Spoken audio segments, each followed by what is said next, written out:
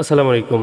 দেখুন, একবার CPU revolve করিয়েছেন এক জায়গায়, কিন্তু ফোনটির বেশ কিছু প্রবলেম হয়েছে, যে কারণে আবার আমার কাছে পাঠিয়েছেন।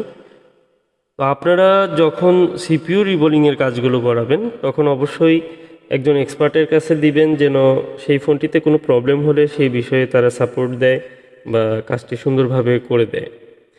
এই পোকো X2 ফোন, এটি খুব সিম্পল একটি কাজ, আপনারা এখন হয়তো অনেকেই বলবেন, কিন্তু এই ফোনটি উনি ফার্স্ট টাইম সিপিইউ রিভলভ করে নিয়েছেন। টাচ নট ওয়ার্কিং মোডে ছিল। তো এই ফোনটির রিভলিং করার পর ফোনটি সব ঠিকঠাক আছে, বাট ফোনটিতে প্রবলেম হয়, ফোনটির সাউন্ড বা মাইক্রোফোনের প্রবলেম হয়। মাইক্রোফোনে টোটালি কোনো কথা বলা যায় না এবং মাঝে মাঝে সাউন্ড ইস্যু দেখা দেয়। তো আমি চেক করে নিচ্ছি, ফোনটি দেখুন রান রয়েছে। তো অন অবস্থায় ফোনটি ঠিকঠাক মতো কাজ করে কিনা দেখব। দেখুন, টাচ ঠিক মতো কাজ করছে। তো সাধারণত এই ফোনগুলো টাচ নট ওয়ার্কিং বা সাউন্ড আসে না, সিম কাজ করে না এবং ক্যামেরা প্রবলেম থাকে। এই সমস্যাগুলোর সমাধান হয়ে যায় সিপিইউ রিবোলিংয়ের মাধ্যমে। দেখুন, আমি ক্যামেরাগুলো চেক করে নিচ্ছি, ক্যামেরা কিন্তু ঠিক রয়েছে। ফ্রন্ট ক্যামেরা, ব্যাক ক্যামেরা, সব ধরনের ক্যামেরা ঠিকঠাক কাজ করছে। তো আমি এই ফোনটির মূলত যে প্রবলেমটি সেটি খুঁজে বের করব এবং সেই প্রবলেমটি টোটাল সলিউশনটি করে দেব, যেন এই প্রবলেম আর পুনরায় না হয়। দেখুন, আসল সমস্যাটি দেখাই। রেকর্ডিংয়ে এক ধরনের ব্যাড নয়েজ দিচ্ছে এবং সেই নয়েজটি একভাবে দিচ্ছে, আর কোনো আপ ডাউন নেই। তো এই নয়েজটি আসার কারণ হচ্ছে যে অডিও আইসি থেকে প্রবলেম হতে পারে। খুব ঝিরঝির এক ধরনের বাজে নয়েজ, কোনো ধরনের শব্দ নয় এবং কথা বললে কোনো কথাও শোনা যাচ্ছে না বা এই ধরনের সমস্যা। তো এই সমস্যাটি হয়েছে মূলত যেহেতু ফোনটিতে সিপিইউ রিবোলিং করা হয়েছে। রিবোলিংয়ের সময় অনেক সময় এই ধরনের প্রবলেম হতে পারে। সেটি হতে পারে আপনার প্রসেসর থেকে কোনো অডিওর যে লাইনগুলো সেগুলো প্রবলেম থাকলেও এই প্রবলেম হতে পারে। আমি দেখাচ্ছি আপনাদের মাদারবোর্ডটি, এবং সম্পূর্ণ স্টিলের যে ঢাকনাটি সেটি রিমুভ করে রিবোলিং করেছেন। তো এই প্রসেসরের পাশেই রয়েছে অডিও আইসি। সে অডিও আইসিতে হিট লেগে এই প্রবলেম হতে পারে। দেখুন কিভাবে কাজ করেছে সম্পূর্ণ আমরা এখন দেখব। আর যেহেতু আমি ফোনটি চেক করব, সো আমি চেষ্টা করব যে প্রসেসর রিবোলিং কিভাবে করেছে, এখানে কোনো ফল্ট আছে কিনা সেই বিষয়টিও দেখব। আমি আমার মতো করে সুন্দর করে রিবোলিং করে দেব।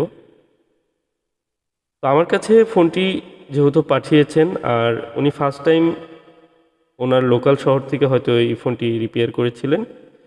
রিবোলিং করার পর ওনার এই প্রবলেমটি ফেস করেন। উনি এই বিষয় নিয়ে হয়তো ওনার কাছে আর সমাধান পাননি, যে কারণে আমার কাছে পাঠিয়েছেন। তো দেখুন, রিবোলিংয়ের কাজটি অত্যন্ত সুন্দর হয়েছে, কোনো ধরনের ড্যামেজ নেই। যেটা সুন্দর হয়েছে সেটা তো অবশ্যই বলতে হবে। মাদারবোর্ডটি একদম ফ্রেশ কন্ডিশনে রয়েছে, মানে মাদারবোর্ডের যে লাইনগুলো, বলগুলো, এগুলো সব ঠিকঠাক আছে আমার মনে হচ্ছে। তো আমি সম্পূর্ণ ক্লিন করে নেব, এরপর আইসিটি আবার রিভলভ করে তারপর ইনস্টল করব। সেই সাথে এই ফোনটির যে অডিও আইসি, এই অডিও আইসিতে অবশ্যই প্রবলেম রয়েছে। আমার যেটি মনে হচ্ছে যে যেহেতু স্টিলের কভারটি খুলে উনি হিট দিয়ে প্রসেসরের কাজটি করেছে, সেই সময়ে অডিও আইসিটি হিট লেগে বা স্টিলটি খুলতে গিয়ে, ঢাকনাটি খুলতে গিয়ে অনেক সময় অডিও আইসি হিট লেগে এই সমস্যাগুলো হয়। এটি খুব সাধারণ একটি বিষয়। তো আমি দুটি আইসি খুলে রিভলভ করব এবং এর প্রপার সলিউশনটি করব। আর ওনার এই ফোনের এই ধরনের সমস্যা যেন আর না হয় সেই বিষয়ে আমি সব কিছু চেক করে তারপর ওনাকে হ্যান্ড ওভার করবো। উনি আসলে ফোনটি প্রথমে যখন রিবোলিং করেছেন, হয়তো সেই সময়ে বিষয়গুলো এত ভাবেননি বা আমার কাছে পাঠানো মতো কোনো যোগাযোগের ব্যবস্থা ছিল না।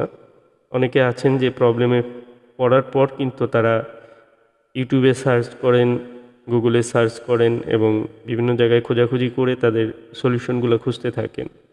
সমস্যায় না পড়লে কেউ আসলে সেই বিষয়গুলো শিখে না, এটি হচ্ছে একদম সাধারণ কথা। আমরা যখন একটি ফোনে কাজ করি, আমরাও কাজ করতে গিয়ে কিন্তু আমরা অনেক সমস্যায় পড়ি এবং সেখান থেকে আমরা অনেক নতুন নতুন জিনিস কিন্তু প্রতিনিয়ত শিখি। তো আমাদের শিক্ষার শেষ নেই। আমি দেখুন রিবোলিং করার আগে আমি মাদারবোর্ডটিকে সুন্দরভাবে ক্লিন করে বলগুলো সমান করে নিচ্ছি। আর প্রতিটি লাইন ঠিক রয়েছে, অত্যন্ত সুন্দরভাবে আমি পরিষ্কার করে নিয়েছি। এবার আমি প্রসেসরটি রিবোলিং করব। রিবোলিংয়ের পূর্বে ভালো করে ক্লিন করে চেক করে নিচ্ছি। এটি হচ্ছে পোকো X2। শাওমি ব্র্যান্ডের অনেক ফোন রয়েছে যেগুলো প্রসেসর ইস্যু হয়, আর এই ফোনগুলো সমাধানের জন্য অনেকেই প্রসেসর রিবোলিং করেন। রিবোলিং করার পর বিভিন্ন ধরনের সমস্যা কিন্তু ফেস করতে পারেন। যদি আপনার রিবোলিং প্রসেসটি বা যে আপনার কাজের কৌশলটি সেটির কোনো সমস্যা থাকে বা কৌশলের মধ্যে কোনো ভুল থাকে, তাহলে সেটিকে আপনাকে শুধরাতে হবে। অন্যথায় আপনি একই ধরনের প্রবলেম কিন্তু বারবার আপনি ফেস করবেন।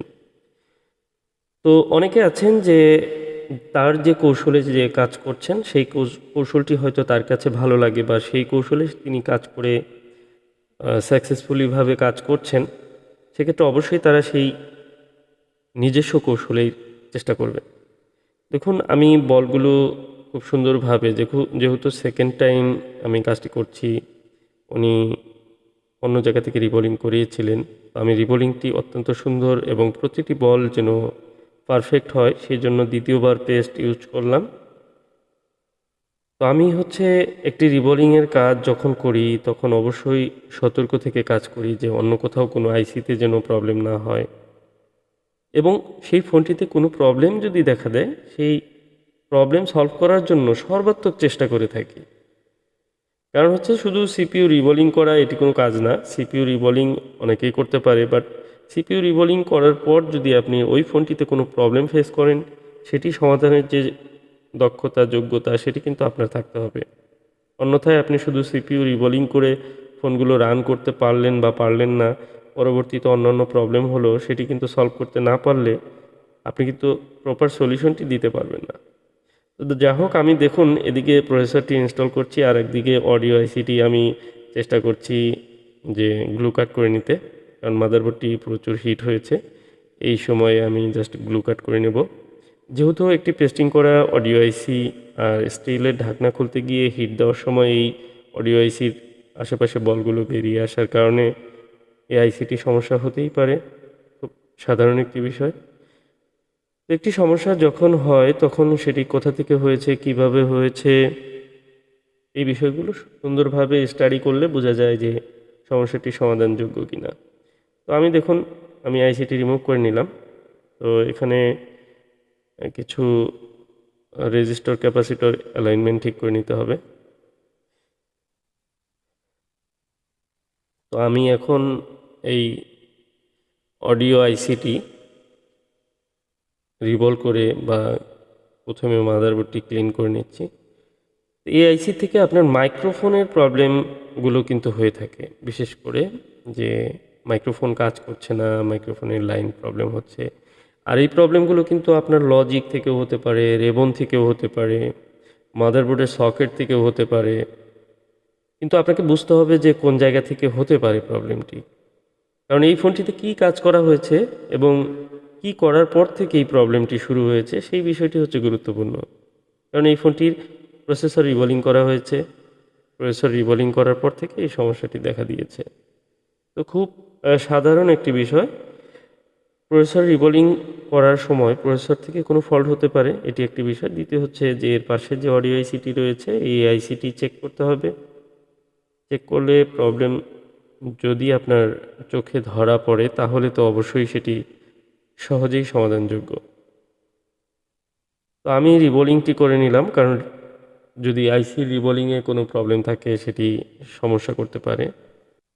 তো সমস্যা খুঁজে পেয়েছি আমি, মূলত অডিও আইসি পাশ থেকে বল বেরিয়ে আসছে দেখেই বোঝা যাচ্ছে যে আইসিটি হয়তোবা ভিতরে বলগুলো খারাপ হয়ে যাওয়ার কারণে এই সমস্যাটি হচ্ছে।